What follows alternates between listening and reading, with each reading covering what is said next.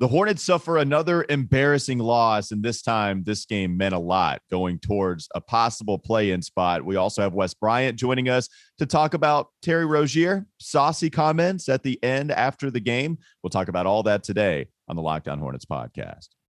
You are Locked On Hornets, part of the Locked On Podcast Network, your team every day. In a minute, cuz we live.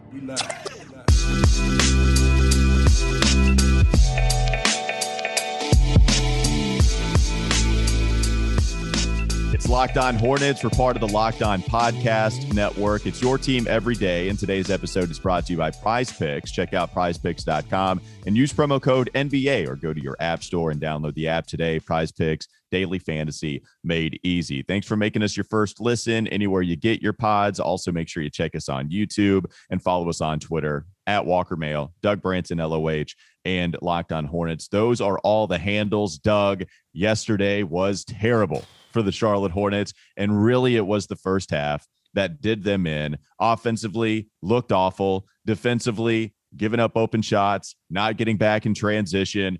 Turnovers were as egregious as we have seen them all year long. Looked like G League. Those were G League level passes. I mean, just ugly. It was really bad. If you're going to put together a quarter or a half and say that's the worst the Hornets have looked, I think the candidates are the third quarter against the Miami Heat. Right. I think I guess there's a couple of other games you can go to, but the Miami Heat 8-point quarter really stands out in my mind. And even with them scoring 20 in the first, a lot more than 8, it felt dirtier. It felt harder to watch, even in that first half altogether. But the first quarter, it was just made the things easy for the Brooklyn Nets, and they did not come out at all ready to play for this game. And this was a huge contest. This was huge against Brooklyn. It is embarrassing, Doug, watching what they did yesterday. Yeah, the stakes could not have been more clear. Both teams were tied in the Eastern Conference standings. This was really a chance for the Hornets to put a stake down on the ground. They had beaten Cleveland. They had gotten the win over San Antonio, gotten 2 wins in a row, sort of made up for that Detroit loss in my mind. And this was really a chance to say, all right, now we are ready to really focus up in this stretch run and get ready to not only position ourselves in the play-in, possibly in an ideal scenario, get to the playoffs, but even if you position yourself in the play-in and get ready to win that play-in game, and this was a failure in every sense of the word from the tip, and that's something we've seen all season. If you haven't been paying attention until now, the trend this season is the Hornets don't get ready to play some of these big games. They fail another test, and they do it miserably. Sometimes even the small games, they just don't come out ready to go. And don't talk to me about the third quarter, 41 points in the third quarter. When they were starting to make their comeback, I'm like, I don't care. I said this a couple of shows ago. Valiant effort season, that ended months ago. That's over. It's winning effort season is the thing now, and the Hornets haven't been able to put that together in big games. It's extremely disappointing because we know what they're capable of. If we didn't know that they could beat a Cleveland like they beat Cleveland, if they couldn't beat a Brooklyn like they beat Brooklyn earlier in the season, this wouldn't be as disappointing. But that's why it's disappointing. We know the potential's there. And Terry Rozier talked about how they play their best basketball down 20, and then it's too late. They can't dig themselves out of the hole after that. It's not a good thing. That is not a good thing to say. We play our best basketball down 20. And he acknowledged that, by the way. I don't want to get it twisted. Terry was saying that frustrated that we can't play our best basketball down 20. And one, the only thing he was frustrated about, Doug, he also had some interesting comments after the game. Maybe going to play you the 2-part scenario here where Terry talks about he wishes the young players actually knew what it was like to play in the postseason. Hear it from Terry himself. I just wish that every guy in that locker room knew how special the playoffs was, because I feel like we have a sense of urgency from the beginning, just to be in that light. So playing is special. I can talk about that all the time, but if we don't get there, it don't mean nothing. But we have to take care of right now, and I think we'll be fine though. But like I said, we just gotta play with that sense of urgency. We gotta play like losing is not an option. So we just gotta pick that up and start tomorrow. All right, I want to play the other part of this too. By the way, Terry Rozier speaking to the side not exactly engaging because he is extremely frustrated. You could tell it really weighed on a Terry Rozier. Miles Bridges would speak afterwards. He had the same kind of effect. Here's some more from Terry. I don't want to, try to bring up too much in playoff because we need to worry about today. And tomorrow we wake up, we need to worry about tomorrow. We don't need to worry about so much down the line. But it helped just for guys to really understand how big it is to get there, and it's nothing like when you in that playoff basketball. I'm sure guys on our team, like when they see the playoffs, they see the difference on TV. Like it's special. So, like I said, we just gotta take it day by day. I gotta be better in the locker room and just making sure that guys understand that we need this win. So I gotta be one of them guys. Terry Rozier's been excellent after the All-Star break. He's been shooting lights out. 10 of 19 in this game, 5 of 11 from 3. He shot 50% the last 2 contests. I think he's shooting like 50% from the field and 3-point range since the All-Star break, even rebounding pretty well. Terry hasn't been the problem. Certainly offensively, he's been bringing it. And he actually had some really nice moves that are going to get overlooked because the effort was so embarrassing. Man, what do you make? Like young players, he wishes they knew what it was like to play in the postseason because it is so special that they would come out with that sense of urgency, and it's just not happening. Felt like those were pretty interesting comments from Terry. Well, a great way to get playoff experience is to make the playoffs, right? Or win a play-in game. They got embarrassed last season in that play-in game. Had they not, they would have come into this, if they were ready for that particular game, they would have some playoff experience. They probably would have gotten bounced in the first round, but they would have known what it felt like and could have taken that feeling into the next season. The other way you get playoff experience is by, injecting that into your team via free agency or trade. And, but I don't know that Isaiah Thomas is that kind of answer that I was really looking for to bring a guy in who has playoffs experience or, really just like championship experience, pedigree, that could say to these guys, this is how this feels. And if you want that, this is what it takes. The Hornets don't have that on the roster. And the other problem is because of some of these natural defects that we've talked about all season with the center position, defensively, some of these issues, it's hurting them and preventing them from winning some close games and some games that are pivotal to getting you to the play-in or into the playoffs. Yep. I mean, Terry talking about all of that, it is a shot. It's a shot at some of these players saying they don't come out with a harder sense of urgency. And I don't know if Terry Rozier doesn't seem to be, I'm not saying he needs to, he doesn't seem to be saying it's all on of us, right? Like there's a lot of ways where people will come in after a game and say it's on all of us to make sure that we're all doing our job here and there. And they kind of speak in code. Not too much code from Terry. Like Miles Bridges spoke a little bit maybe in that, hey, we played selfish. We played like individuals today. We need to come together. And once we do, we're going to play a lot better. Terry didn't have a whole lot of that regarding himself. He was saying, I wish they knew what it was like because I've played in the postseason. By the way, this is no anger towards Terry. I understand because Terry's kind of been backing it up. I've had problems with Terry in the past discussing how they need to bring it on defense every single night because he was playing god-awful defense, Olay allowing dudes to the rim. I don't think his problems on that end of the floor have been as egregious during this stretch as some of the other players on the floor on that end particularly. And he's bringing it offensively. Here, Terry's saying, I wish they knew. And now the question comes about, like, what players are he talking about, Doug? Is it all the young players? Is it a couple of the key young players? Who's he talking about? Like that's the kind of thing that I'm interested in. And do I need to get the speculation sound ready? Or no. I'm staying away from that. Not me. I ain't playing that. I ain't playing that game today. Well, it's just pointless. It's pointless. I'm taking a page out of the Doug Branson book. I'm asking questions. Feel free to answer. You can always get away with it when you're just asking questions. Yeah. Is he talking about Miles Bridges? Is he talking about LaMelo Ball? I'm just asking those questions. I mean, did they show that sense of urgency? I'm not sure. I'm just asking questions. So I'd really love to shift into this game in particular because I thought they lost it in a very different way than they've started slowly in some of these games. A lot of these games I feel like, miss shots, start to hang your head, and then you lapse on defense. But the energy, even in the games that they've started slow, I felt like the energy was there. They just missed some shots and then let that sort of snowball into bad defense. Not the case here. I just thought they came out from the tip, no energy, no ball movement. When they have a lot of assists, they win basketball games. Like when they move the basketball, it's crazy. They don't lose basketball games when they move the ball. And because they have players finally, after many seasons of not having these players, they have players who can pass the ball, like 1 to 5, can move the basketball. And they just chose not to do it. In one of the most important games of the season, they chose to play selfishly.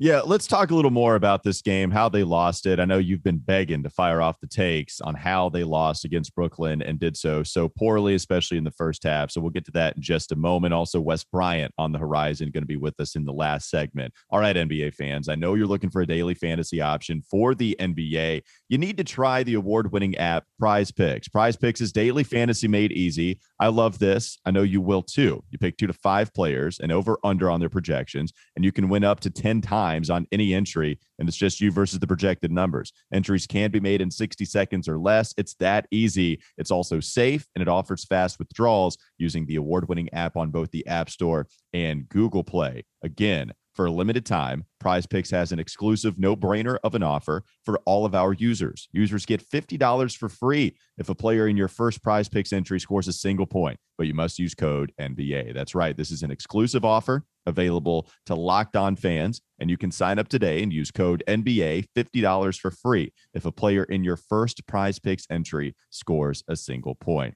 How do the Hornets lose this game? We'll take a little bit more of a deep dive coming up next. Locked On Hornets podcast.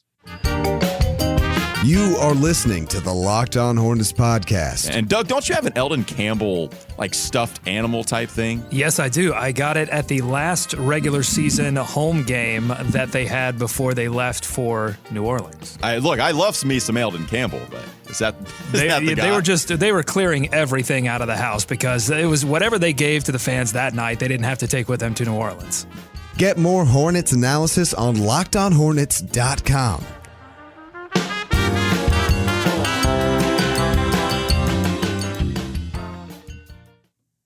I'm not sure how much of the effort Terry Rozier was talking about. There is this sense of urgency thing that he's talking about right from the get-go, and it was clearly embarrassing last night against the Brooklyn Nets how they started.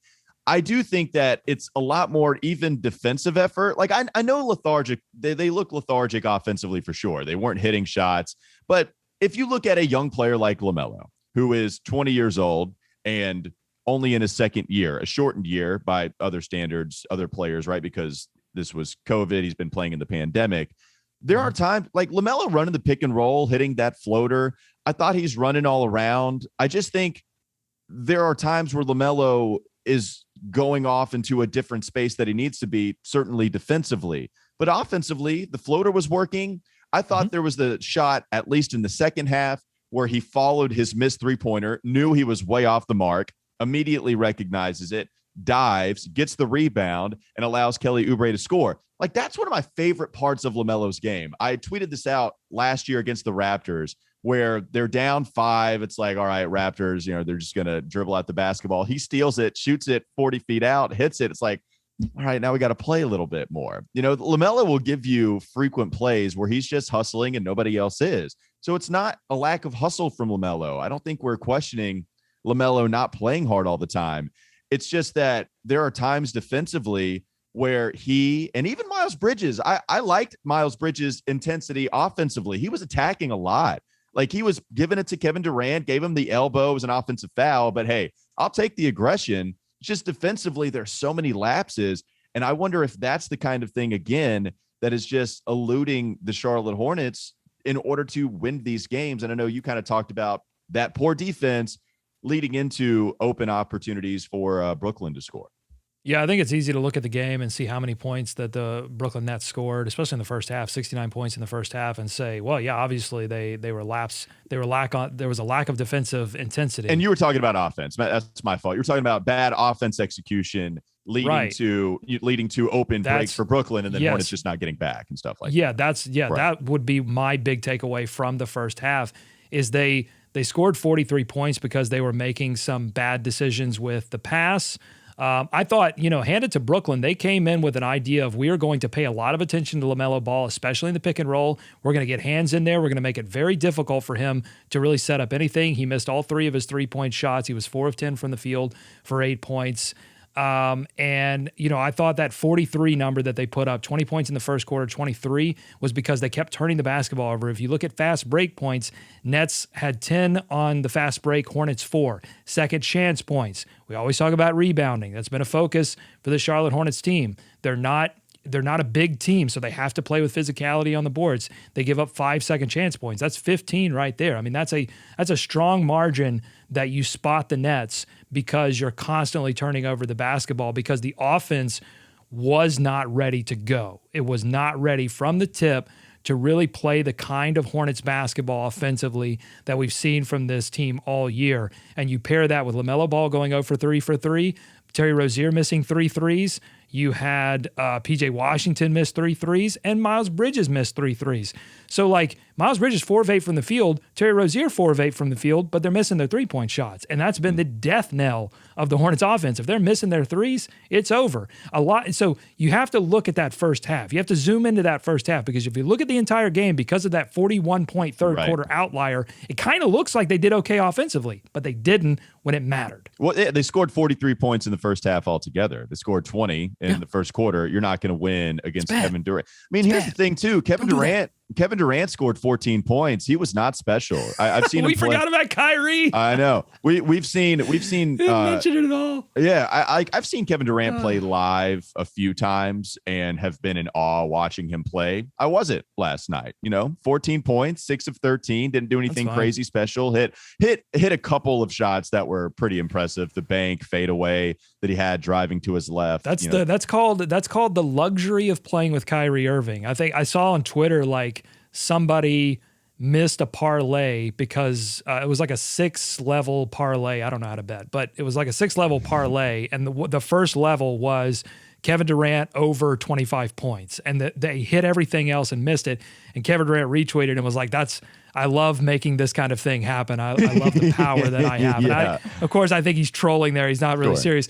But I think when you're playing with Kyrie, and Kyrie's on the road, so he gets to play, maybe there is a little bit more deference to him on the road, and you get to take a little bit of a night off. He was special. Crazy. 19 shots to score 50 points. I think it's the second least amount of field goal attempts for somebody that's reached a 50-burger. He was tied for the second least amount of field goal attempts. Absolutely bonkers. And some of the shots he missed, by the way, there was the one at the end of the shot clock he had to force up. That almost went in too, and it was a really just high difficulty shot. What was, Kyrie Irving's performance was amazing. Yeah, a couple of things on that. So his true shooting percentage, I believe, was above 101%. Yeah. That's insane. It's almost like it's not comprehensible that could be a true shooting percentage number for a game. 2 things on the Kyrie bit. I thought the Hornets threw everything in the kitchen sink at try. I mean, they doubled him. They doubled Durant.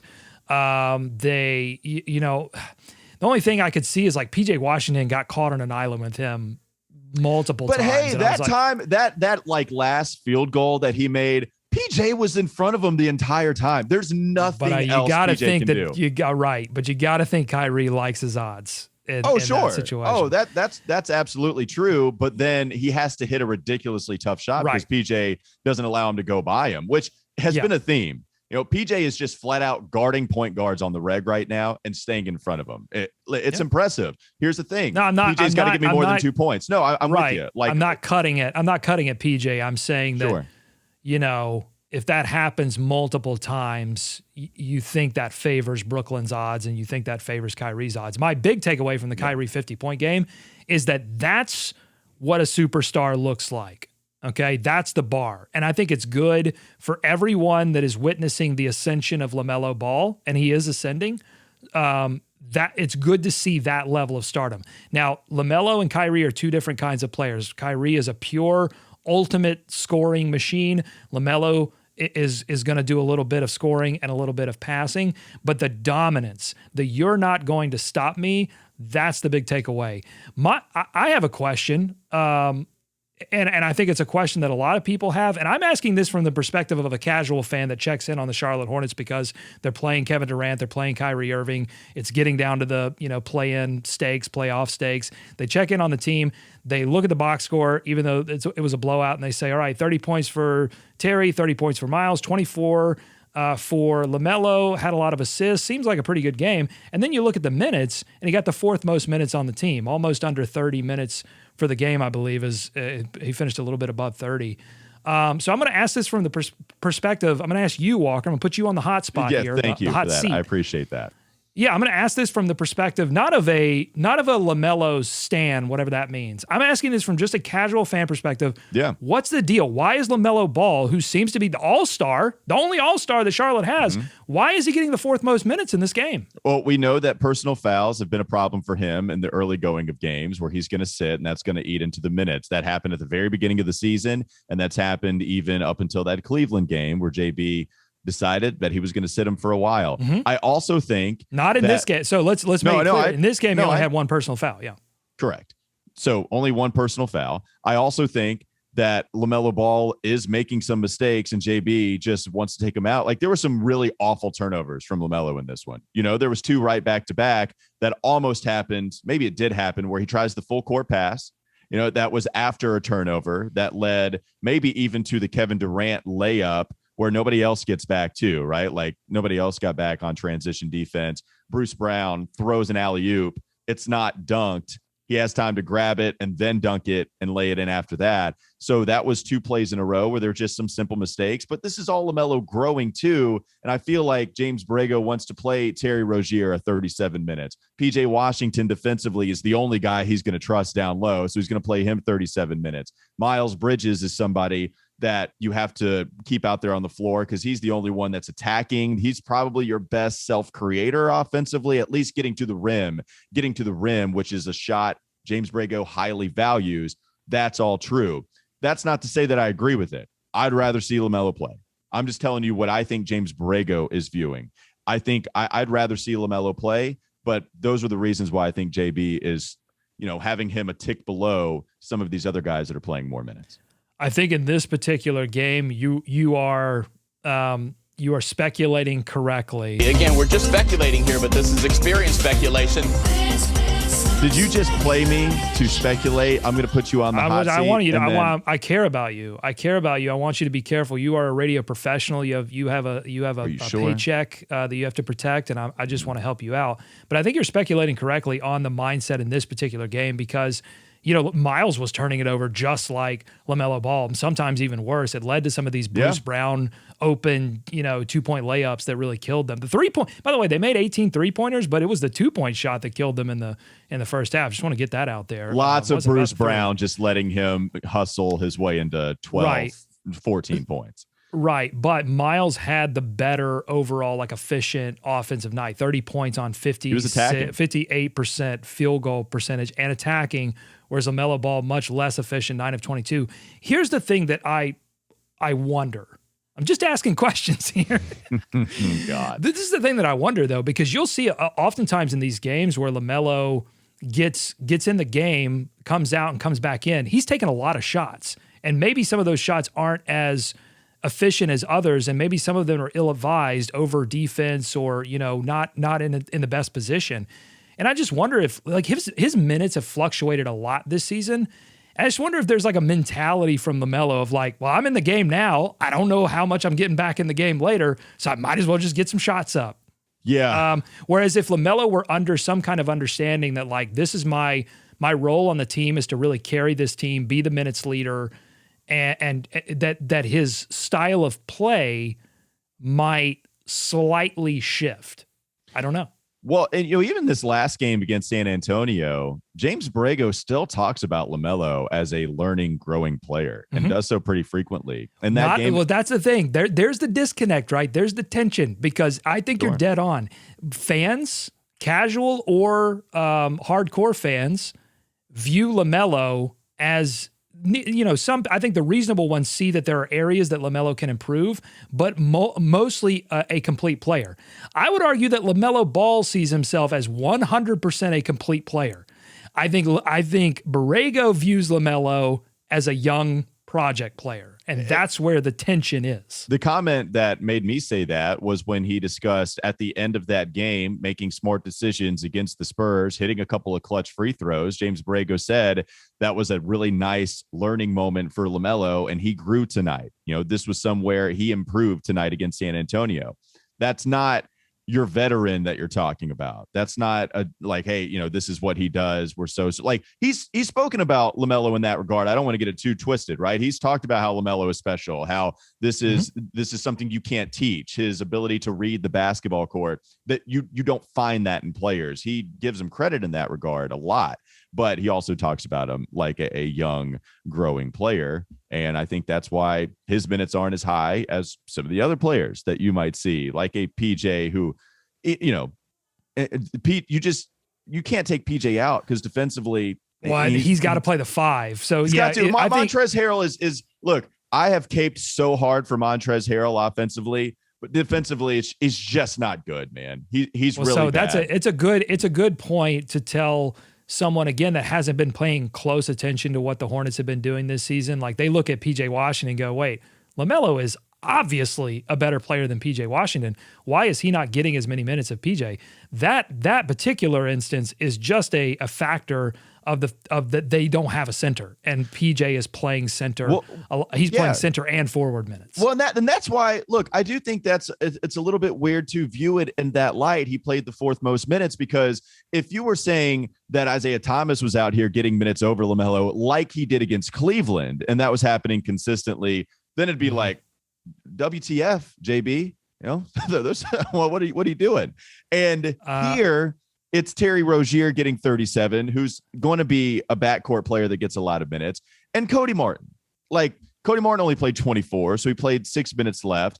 I do know Cody played more minutes than LaMelo, I believe, in this previous game against San Antonio. That has happened before, and I understand people getting mad about that. But it's not like anybody is taking LaMelo's job away from him until you do have the personal foul stuff, and that's when you do go to an Isaiah Thomas for 14, fresh off signing him. All of this sounds great. All of this sounds reasonable. All of this sounds thought out. I'll just say this, that if at the end of the season the Hornets get bounced in the play-in or don't make the play-in at all, the choice is going to be very simple between LaMelo Ball's minutes as and it should James be. Borrego's viewpoint. As it should be. Right. You do not get rid of a LaMelo Ball, and even if you're not talking about getting rid of him, it has to be one or the other, right? Like, it's clearly going to be LaMelo Ball in every single decision, and it should be LaMelo. Look, JB in this one, like, he talked about this. We don't have enough time to play the soundbite, but he also talked about Kevin Durant and Kyrie Irving getting theirs, and really just Kyrie Irving going for 50, but also the other guys having open shots. So Rod Boone asked him about the open 3-pointers that guys were taking in this game, because they did hit 18 of them, and it seemed like guys were, just wide, nobody really close to them. Closeouts were bad. Jalen McDaniels comes to mind, was not ready to come back and play this game. At least was not very good. Either way, JB's like, look, we're going to have to rotate. We're going to have to give up open shots because we're not going to go one-on-one against KD and Kyrie. And he was getting kind of frustrated with the questions Rod Boone was asking him. So then Rod asked him again. He's like, offensively, we just got to be better. We move on. Bam. That was it for the second one. Here's my thing, though. I've always been more of a fan of flat out stopping everybody else from scoring, because the stars are going to get theirs. JB mentioned in this game afterwards, we threw everything we could at Kyrie, and he goes for 50 on 19 shots. Like, if you threw everything you could at Kyrie, just play him one-on-one. Don't let Bruce Brown get 12 like that. Don't let Andre Drummond roll to the basket free. Stop everybody else, because you ain't stopping KD and Kyrie. And if you want a real problem that I had, that's the kind of game plan. And James Borrego was getting mad. Well, look, we're not going to go one-on-one. I know it sounds crazy a little bit on the surface, but at the same time, you just told us we threw everything at Kyrie, and he got 50 on 19 shots. Like, it wasn't there. Stop everybody else so you didn't get beat by Bruce Brown. That's the thing to do. Well, answers have been few and far between this season, and that's been, I think, the most frustrating part for fans watching closely, is that they've seen a lot of questions. We've asked a lot of questions on this show, but we haven't gotten a lot of answers from the franchise. And I think at the end of the day, it's all going to be results based. And if they fail to make to get through the play-in and make the playoffs, I think some serious questions need to be answered about personnel and about staffing. Yeah. All right. This is a long podcast. We appreciate you sticking with us. We've got Wes Bryant coming up. Got heated. It is. We got Wes Bryant coming up. Hope we answered some questions and asked some questions. Oh, we definitely asked some questions. We will do that. I don't know how many answers we're going to give you, but we are always going to ask some questions. Doug is leaving us, and it's going to be Wes Bryant coming up next. Now, before we talk about Built Bar, because it's the time of year where a lot of people give up on the New Year's resolutions. Don't do that. Instead, go to Built.com and get you a box of Built Bars. It doesn't matter what flavor, because they're all so good. You can get the limited time flavors, you can get the staples, you can get the puffs that are so light, they're marshmallowy. And what's great is that they're covered in 100% chocolate, but they're also high in protein, high in fiber, low in calories, and low in sugar. So good. Built.com. Use promo code LOCKED15 to get 15% off your order. Use promo code LOCKED15 for 15% off at Built.com. Wes Bryant coming up next on the Locked On Hornets podcast. This is Locked On Hornets. You give them the pink to let them know you have a little bit of a softer side, but you give them the black to let them know it's still real out here. Don't run up on me, okay? I just got to let you know it's still real. It's time for more of the Locked On Hornets podcast.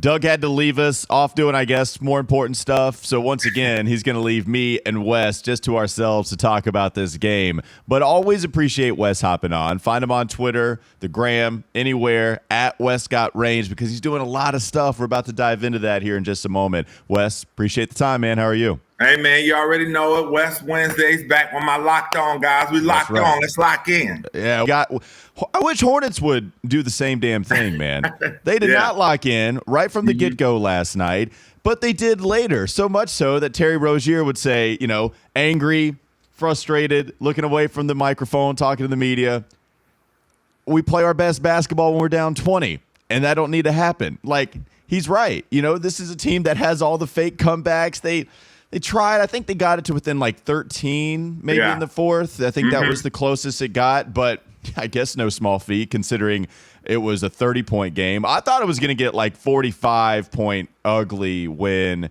the Nets came out at the beginning of the third and started to knock down shots. I was like, all right, this is going to be just a devastating loss as far as the point of the margin of victory goes. Yeah. Either way, Wes, awful start for this Charlotte Hornets team, and they got to figure it out. And it led this Terry Rozier to also say he wished the young guys knew what it was like to play in the playoffs, because it is completely different, and you have to take care of the now.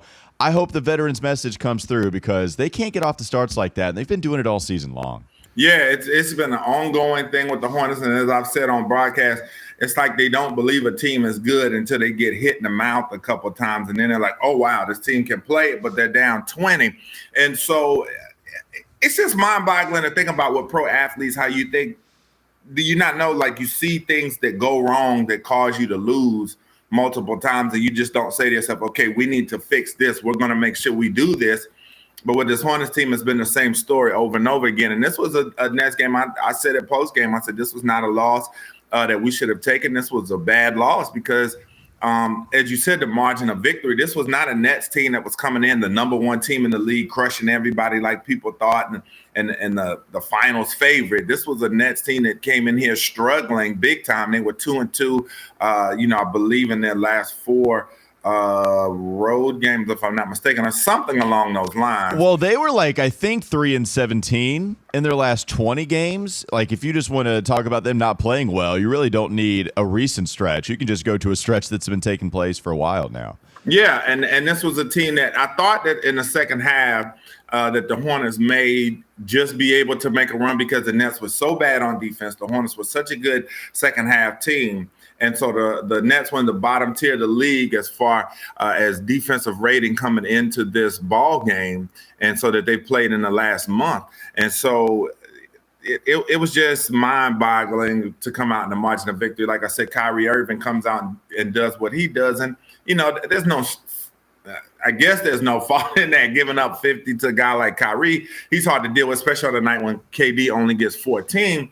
But then when you talk about, giving up 20 and 14 to Andre Drummond and some of the role players that made key plays at key times that just really hurt the Hornets. And it was like every time they would make a comeback, there was a missed assignment on defense here, a turnover there, bad shot there that just kind of took them right back to square one. And so hopefully tonight, I always like if a pro team, they get embarrassed the night before, I always kind of like them coming into a game. So hopefully they look at last night. But there's a sense of urgency that needs to be there for this team because every night your positioning could switch as far as in the standings. But if you lose, you go on a losing streak and lose 3-4 in a row, you could certainly be on the outside looking in. Absolutely. Wes, what do you take to mean of that Terry Rozier message? Do you view it as any kind of shot, any welcomed shot, like to the younger players on this squad? Like, what do you make of the things that Terry Rozier said after the game, saying, I just wish these guys knew what it was like to play in the playoffs. I wish they knew that they knew they have to take care of it now in order to play some postseason basketball. Yeah, I think it's very much what needed to be heard in that locker room. This is a veteran guy that's seen a lot in this league. And so I think he gets kind of frustrated because he's coming out from the jump, attacking it, and coming out with the sense of urgency that's needed. And even JB has talked about how this team during this season, if certain guys, or the team as a whole miss their first couple shots and not shooting that great early in the game, it tends to carry over into their defense. And guys, it's just unbelievable. You play a 48-minute game and, guys miss a couple shots early and they're not paying attention, going in the tank on defense, giving up easy shots, not rotating how they need to look. And then when you talk about a team that plays with the pace that the Hornets do, guys come down, they start pressing, firing up bad shots early on in the shot clock, and then the other team gets on a run, and then it's 8, and then the next thing you look up is 14, and it's 20, and it's 26, and then the game is just out of reach. And so I think for Terry, I think it needed to be said. I hope even more was said than that by the team amongst themselves. And I hope that guys are getting the message before it's too late. Yeah, and Miles even kind of alluded to it afterwards that they played like individuals and not as a team early on. Yes. And then they started to gel at the end of it and how they can't do that. Yeah, a couple of interesting comments, more so than usual from the players. I don't want to run around going crazy dramatic, but interesting comments from the players. You're a really busy man. You're always a busy man, but you're flying tomorrow to Brooklyn to go to the ACC tournament. I want to talk about that just a little bit. I imagine we've got some college basketball fans listening. How excited are you to go to the ACC tournament? And wait, are you more excited to go to Brooklyn rather than Greensboro, or are you one that likes it to be traditional and stay here in North Carolina? All right. So to answer that last question, man, I am an ACC kid. I grew up in school here, teacher putting it on at the end of the day for you, so you can check it out, all that good stuff, man. So I am a traditional Greensboro guy. I will say that. To me, the ACC belongs in North Carolina. I'll take Greensboro or Charlotte. Same. I'll do either one, yeah. Yeah, but Brooklyn is cool for the travel aspect, me getting to get out of town, go to a city I've never been to, hung out in like that, go to an arena like the Barclays Center. So I'll enjoy it for that aspect. But just as far as just the kid in me, the ACC nostalgia, I love Charlotte and Greensboro for the tournament. So many great moments there.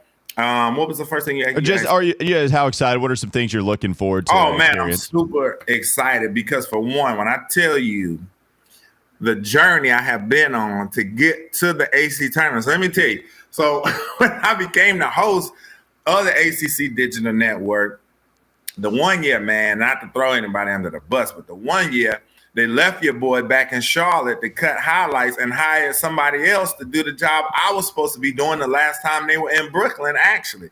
So I was pretty annoyed by that. Sure. Then when I finally do get to go, because like I said, I've been through it all. I've done the highlights, had those crazy nights where I'm cutting 8-9 videos off of one tournament game, just grinding the blue collar work. That's stuff people don't see. So then once I finally get there and doing my work, man, I get 2 good days of work. I'm interviewing people post game, doing my thing. pandemic hit, man. That's a day I will never, ever forget, man. And it was just crazy. And I said, man, I can't win for losing at the ACC tournament, man. I said, every time something comes up, I can't complete it. So that's the main thing I'm excited about, even though I'm going to miss 2 days of action because of the Hornets. But I'm so glad to be able to get up there. And plus, when I get there, look, it's like Barkley and them say, all the bad teams are gone. By the time I get I was there, about to say, like, you get the meat of the good teams. Yeah, all the bad teams are gone now, and that was the reverse because the last tournament before the pandemic hit that we attended, I got the Tuesday, Wednesday games, and then Thursday everything got canceled when the big dogs were coming. So now I'm coming, and the big dogs be playing. So man, I'm super excited. My Wake Forest Demon Deacons look to be a contender at 2:30 today. I'm a little nervous because the ACC tournament, we don't normally fare well in it. I said, man, if they lose before I get there, I'm gonna be hot. Yeah. So so I'm excited, man, because you look at how the league has looked this year. Carolina coming on, putting on the performance they did, beating Duke in that last game. We'll see if they carry that momentum, man. We'll see if Duke can bounce back from that disappointment and get back to playing like a top 5 team. The Miami Hurricanes are a dangerous team, and Notre Dame as well. So the top 5 teams in the league are pretty good. Then you also have Virginia Tech, who's been white hot the last couple of months as well. So it's going to be an interesting tournament, man, to see who ends up in that Final Four, because it could be a mixture of anything. From what we've seen the last couple of weeks, man, teams could be getting picked off, and it could be, completely different Final Four. But mainly for my Deeks, I'm hoping we get up in that Final Four. For sure. I'm pulling for Steve Forbes, too. Shout out to him. Coach of the year. Really, really cool. Player of the year, Londis Williams. Awesome player. Lots and lots of pressure on a few of these ACC teams. Like, a lot of them are kind of maybe not right on the bubble, but, like, you look at their net ranking, you look at their quad 1 wins, like, some pressure. So some much-needed wins for some of those programs. All right. I know, again, you're a busy guy. One more question before we get you out of here. You were at an event where it was star-studded, and this is one of my favorite Wes Bryants, is when you are at a place where the celebrities are popping, because you will get pictures with those guys. You will put out some fantastic celebrities that you maybe forget about. You're like, I remember that guy. That's awesome. And there's Wes cheesing right next to him. So let me ask you, what was one of the more impressive celebrities you saw at this most recent event at Stake 48? I mean, I pull up to the event, man. I'm seeing just, I don't know if somebody was sponsoring or what, but I'm seeing Bentleys that are just glistening as if they had just finished being washed and all this stuff, man. So I'm like, man. So, I go in there and I meet the GM from Bally Sports because we are his guests. And so I'm just talking to him. And so Dale Curry had kind of said a couple of days prior that Bruce Smith was coming because they were boys from Virginia Tech. So when he said Bruce Smith, I said, it's going to be that kind of. I was like, okay, all right. So I'm talking to him, and then Alonzo Mourning's like peeking his head around the corner. And I'm not saying, and then he comes in the room. I'm talking to him. Listen, I told people Adrian Peterson's handshake is the stuff of legend, but I said it can't be more than Alonzo Mourning. You all right? How's your hand? Is it okay? If you don't come correct with Zoe, your hand might get crushed. Okay.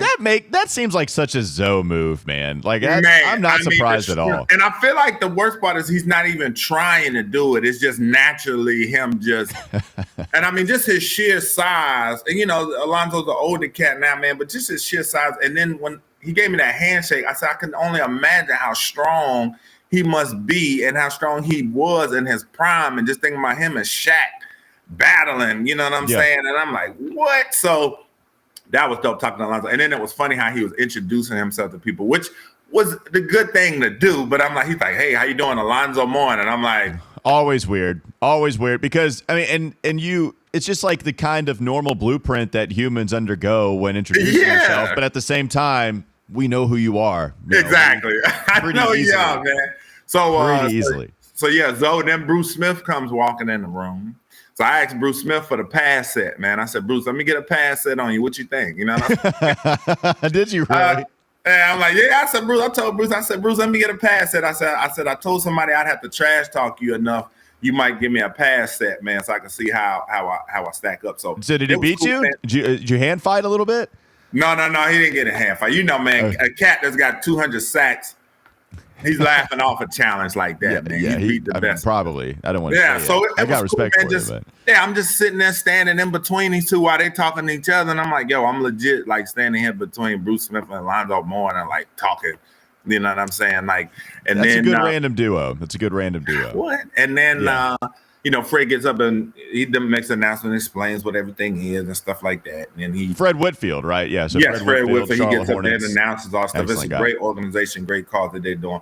And he announces to people that this. So when he said my boy Mac Brown was in the building, I had to go holler at Mac. Sure. And then he said Roy was in the building. I had to go holler at Roy. And then Bubba Wallace, I want to holler at him. Marty Smith was in there too. I was going to go say something to him, but I didn't get a chance to.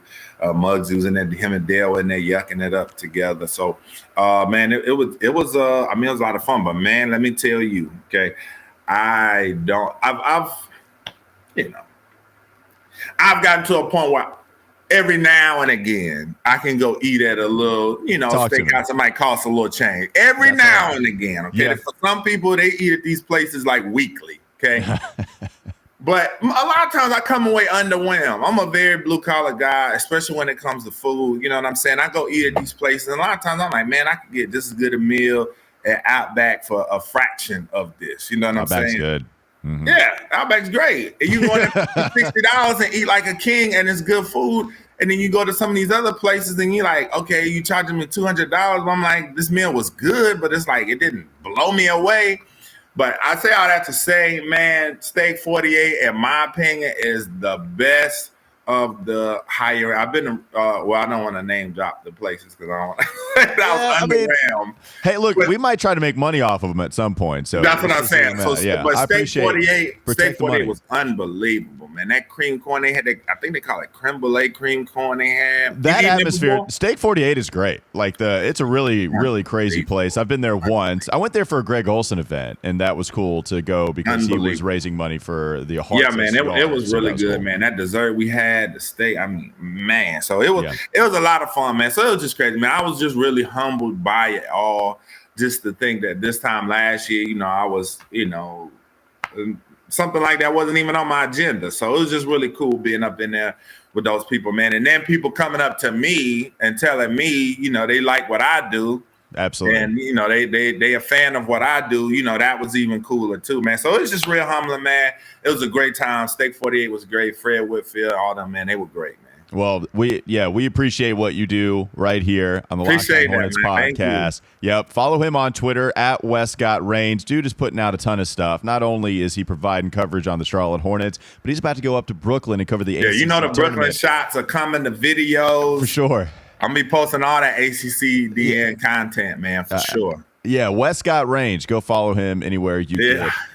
Anywhere that you subscribe to on social media. Wes, thanks so much, man. Have a safe flight up. Thank you, brother. Appreciate it, man. Boom. Yep. Hey, look for me. Absolutely. We'll see you. All right. That'll do it for the Locked On Hornets podcast. Appreciate you hopping on with us once again. We'll be back with you tomorrow. Thanks for making us your first listen every day. Now make your second listen Locked On NBA. Locked On experts covering the biggest stories around the NBA every Monday through Friday in less than 30 minutes. It's free and available wherever you get your pods. Thanks again for hopping on. We'll be back with you tomorrow.